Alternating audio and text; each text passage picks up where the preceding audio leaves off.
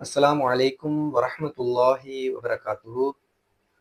ரமலான் தொடர்பான கேள்விகளில் இன்றைய நாளின் கேள்வி தராவீஹ் தொழுகையை பற்றியதாக இருக்கின்றது. மக்காவிலும் மதீனாவிலும் 20 ரக்காத்துகளே தராவீஹ் தொழுகை நடாத்தப்படுகின்றது. ஆனால் நாங்கள் 8 ரக்காத்துகள் தொழுகின்றோம். எனவே இது குறித்து ஜமாத்தினுடைய நிலைப்பாடு என்ன என்பது கேள்வியாக இருக்கின்றது. இது சம்பந்தமாக நாம் அடிப்படையாக கொள்கின்ற ஒரு ஒரு கூற்று ஹதரத் ஆயிஷா ரலியல்லாஹு அன்ஹா அவர்களுடையதாக இருக்கின்றது. ஹதரத் ஆயிஷா ரலியல்லாஹு அன்ஹா அவர்கள் கூறினார்கள், நாயகம் ஸல்லல்லாஹு அலைஹி வஸல்லம் அவர்கள் ரமலான் காலத்திலும் ரமலான் அல்லாத மற்ற காலங்களிலும் 11 ரக்காத்துகளுக்கு அதிகமாக அன்னார் தொழவில்லை என்று நாயகத்தினுடைய இரவு தொழுகையை பற்றி ஆயிஷா ரலியல்லாஹு அன்ஹா அவர்கள் கூறியிருக்கின்றார்கள்.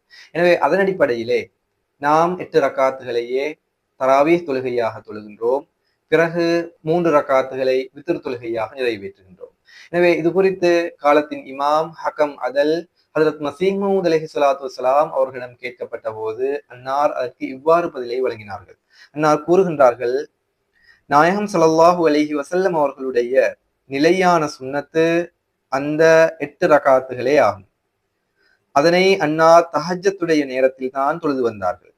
இதுதான் சிறந்ததாகும். ஆனால் இரவின் முற்பகுதியிலும் தொழுவது ஆகுமானதாகும்.